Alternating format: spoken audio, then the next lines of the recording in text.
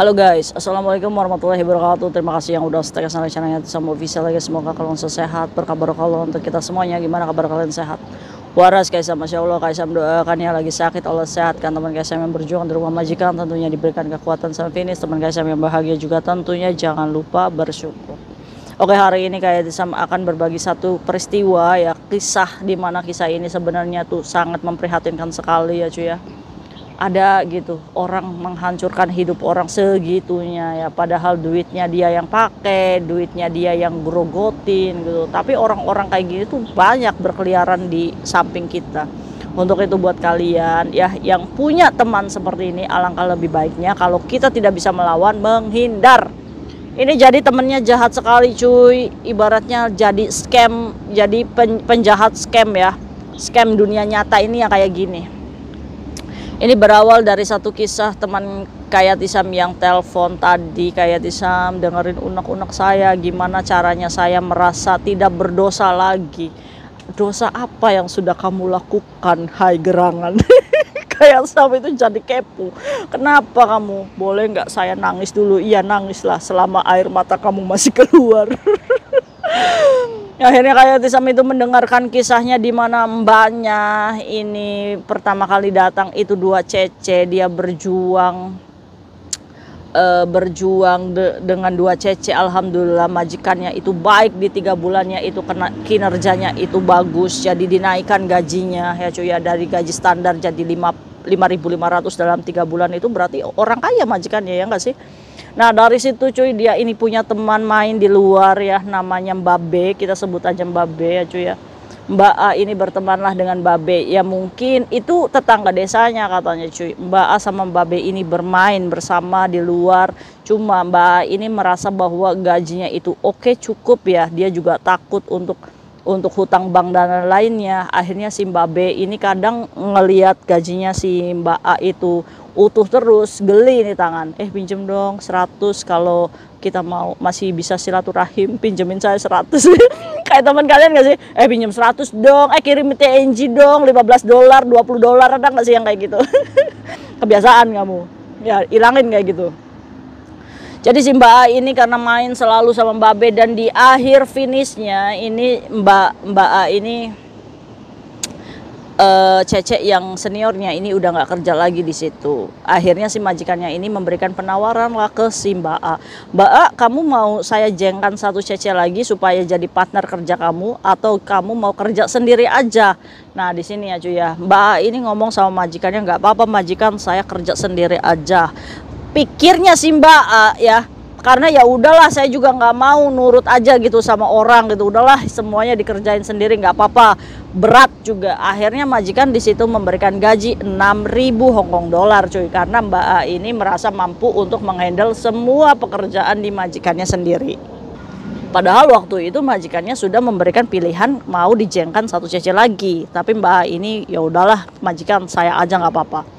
Akhirnya dengan gaji 6.000, nah di sini mulainya diuji cuy. Saat si Mbak B ini mulai ngerogotin terus, keluarganya sakit dan lain-lain ya cuy ya. Akhirnya kenalah tuh si Mbak A ini meminjamkan datanya, dimana dijanjikan dikasih 1.000 Hongkong dolar aja cuy. Itu pada waktu itu diutangkan di Bank P, dimana uangnya itu kayak Isam boro-boro saya dikasih 1.000. Jadi akhirnya uangnya dikuasai juga sama Mbak B, dan Mbak B ini baru setoran pertama aja ini udah nggak bisa bayar. Lagi-lagi Mbak A ini posisinya punya tabungan cuy, maksudnya gajinya utuh gitu, jadi bisa nutup 1 bulan, 2 bulan, 3 bulan. Dan Mbak A ini minta cuti. Saat cuti ini mulailah di sini konflik keluarganya itu diuji ya cuy ya.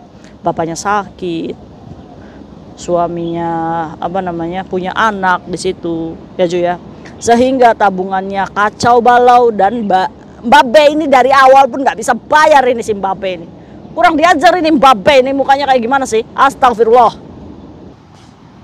Singkat cerita deh ya, singkat cerita si Mbak A sama Mbak B ini masih berteman cuy. Padahal Mbak A ini udah disakitin ya, janjinya mulut manisnya si Mbak B ini ngomong, udah nggak apa-apa nanti saya hitung semuanya, hitung-hitung pala lu. Ya kayak Isam, Pada waktu itu saya pernah ditipu juga sama si Mbak B. Ini Mbak B ini kirim risit palsu. Nggak tahu dia juga bayar banknya sendiri atau mungkin ya. Jadi risitnya dikasihkan ke Mbak A. Mbak A percaya aja, ujung-ujungnya surat itu datang cuy. Saat surat datang majikannya negur. Nah si Mbak B ini mulai nih mencabangkan utang si Mbak A ke Bank H. Wow. Duitnya kemana? Ya duitnya untuk bayar utang si Mbak A di bank itu, dan setengahnya lagi dikuasai lagi sih sama Mbak B. Jadi Mbak B ini udah bisa menguasai hidupnya si Mbak A ya cuy ya. Pinteran sih ya. Pakai kemat apa sih? Atau pakai apa sih ini mulutnya manis sekali Mbak B? Aduh banyak yang Mbak B ini kayak di luar sana, banyak nggak cuy? Nah akhirnya cuy, si Mbak A ini udah merasa kok saya mau aja kayak Tisam ya dicabangkan Mbak A. Udah tahu gaji saya ini malah nggak cukup untuk bayar keduanya kayak Sam. Nah di situ mulai kacau lah keuangan si Mbak A ini. Akhirnya si Mbak B dengan muka apa ya, tidak merasa bersalah padahal dia sama sekali belum membayar, ini kurang ajar, tetap aja masih tidak meninggalkan Mbak A. Karena apa? Karena dia masih bisa memanfaatkan si Mbak A inilah. Penjahat scammer itu kan kayak gitu. Selama korbannya ini masih bisa dimintain uang, dia nggak akan mungkin ngeblok kamu cuy. Serius, sadar kayak gini. Termasuk Mbak A. Karena si Mbak B ini merasa bahwa Mbak A ini masih mampu gitu cuy. Akhirnya yang nggak meninggalkan, toh Mbak A-nya juga nggak mau meninggalkan si Mbak B gitu kan. Karena apa sih? Nggak bisa main sendiri aja tuh. Main sendiri aja. Aduh, nah backgroundnya si Mbak A ini punya suami, punya anak, dan punya keluarga utuh ya cuy ya. Nah di situ cuy. Nah yang paling mencengangkan, si Mbak B ini menyarankan Mbak A untuk menjadi pemain trade, di mana menjual badinya ya kan ke orang lokal. Dimana Mbak B ini ngomong, udahlah daripada kita keteteran, kamu masuklah aplikasi ini. Udah nggak apa-apa 3 bulan kamu kerja kayak gini, yang penting kita dapat tambahan duit. Ini kan si Mbak B ini kan ngejual si Mbak A ya. Mbak B, udah kamu itu nggak bayar utang, ngejual temen lagi. Gila, duitnya untuk bayar utangmu. Ini kok bisa ada orang kayak gini? Aduh kayak Nisam yang nggak terima ini, gimana cuy? Astagfirullahaladzim. Akhirnya apa? Nah kebodohan hakikinya Mbak A. Akhirnya Mbak A ini juga melakukan. Lupa tuh dia punya suami. Dia saat melakukan sama orang ya, orang lokal, dia ingat suaminya. Dia juga nggak mau bercerai dengan suaminya. Suami saya itu baik sekali kayak sama-sama saya. Nurut, mengerti, tidak menuntut ini itu.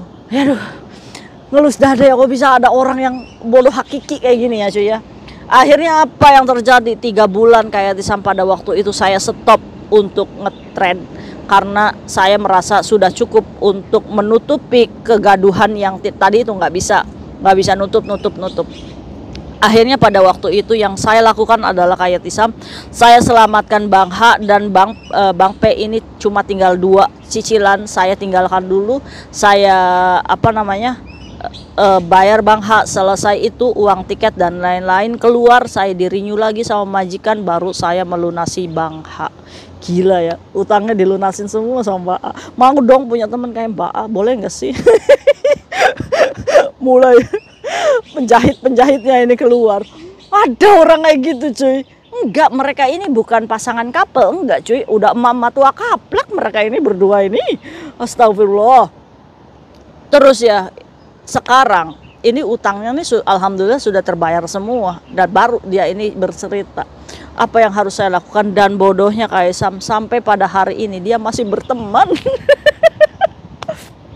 Tapi saya takut kayak Tisam, kalau saya menghindar dia bongkar semua kalau saya pernah ngetrend di sini. Oke, kita bahas. Mbak, kamu tahu nggak kenapa rezekimu Allah hancurkan di tengah perjalanan kerja? Mau kayak Tisam tegur nggak? Iya kayak Tisam. Oke, ingat nggak kasus yang awal? Di mana dia sudah enak ya kerja 2cc. Kerja 2cc kan dia udah mampu tuh melewati sampai finish ya kan, berarti kan tidak ada masalah 2cc pun ya kan. Nah Allah tambah tuh kenikmatannya, ditambah gajinya dinaikin dalam 3 bulan, bener nggak ya kan? Allah tambah tuh kenikmatannya. Yang pertama majikannya udah suka tuh, yang kedua tambah gaji ya kan. Nah kenikmatan ketiga ini mbaknya kejebak dengan ujian Allah, dimana saat majikan yang ngomong cece, kamu mau nggak dikasih cece lagi satu? Tapi Mbak ini timbullah serakahnya, enggak majikan, udah saya ambil aja pekerjaan sendiri. Nah itu sadar cuy di situ. Mbaknya mulai ada jiwa-jiwa serakah, di mana kenikmatan-kenikmatan sebelumnya tidak bisa disyukuri. Ini berarti apa? Serakah. Saat Allah menguji seperti itu, kejebak nih. Oke lah, kalau kayak gini saya uji kamu. Karena apa? Karena merasa bahwa semuanya tuh enak, pas diuji belarat semuanya. Beda cerita, belum tentu. Kalau misalkan pada waktu itu mbaknya, nggak apa-apa majikan, kalau kamu mau ngejeng aja nggak apa-apa, sharing. Karena apa? Karena kita bisa memberikan pekerjaan lagi kepada orang lain. Kita bisa membagi rezeki itu kepada orang lain. Itu kan akan beda cerita ya. Tapi inilah manusia diuji. Tuh, ya kan, saat diuji kayak gini nggak lolos, ya udah diambil lah duitnya. Enak aja kamu itu serakah, ambil lagi, ya Allah ini. Kirimlah Mbak B ini sebagai penguji hidupmu. Ambil lagi duitnya, ya kan? Baru sadar tuh sampai terjun di dunia tren. Inilah, ya kan, untungnya alhamdulillahnya dari berkat kesabarannya ini karena berniat membayar hutang, jadi Allah mudahkan walaupun dia prosesnya itu dalam satu kontrak, nggak punya apa-apa. Karena apa? Karena niat bayar hutang. Nah buat kalian nih, jangan di mulutnya aja bayar hutang itu, diaplikasikan membayar. Walaupun nih perjalanan Mbak A nih sampai kontrak berikutnya itu untuk membayar hutangnya Mbak B, tapi pekerjaannya masih selamat. Karena apa? Karena niat hati coy. Iya kan? Ya udah Mbak, udah. Iya kayak sekarang saya sadar, iya. Orang itu diuji itu ya harus kejelebus kayak gini dulu baru sadar. Jangan menilai uang kita itu milik kita. Ini punya Allah kok. Jadi kalau Allah ngambil dengan cara seperti ya ikhlas. Orang ini duit bukan duit kita cuma dititipi aja kok. Allah mau ngambil gimana caranya ya terserah. Iya nggak sih? Yang penting apa? Yang penting kitanya sadar dan bisa mengambil sisi positifnya. Ya kan?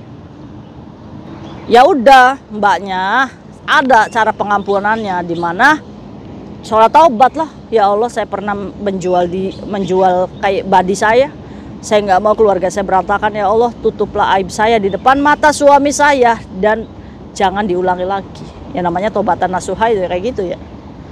Udah, setelah itu jalanilah peran kamu sebagai seorang istri yang baik. Pulang, karena walaupun seperti itu suami membutuhkan nafkah batin juga ya cuy. Kamu jangan dosa ini, nggak pulang-pulang. Jangan sampai kamu pulang tinggal nama. Nauzubillah minalik, ya Allah, kayak Sam jangan ngomong kayak gitu ya.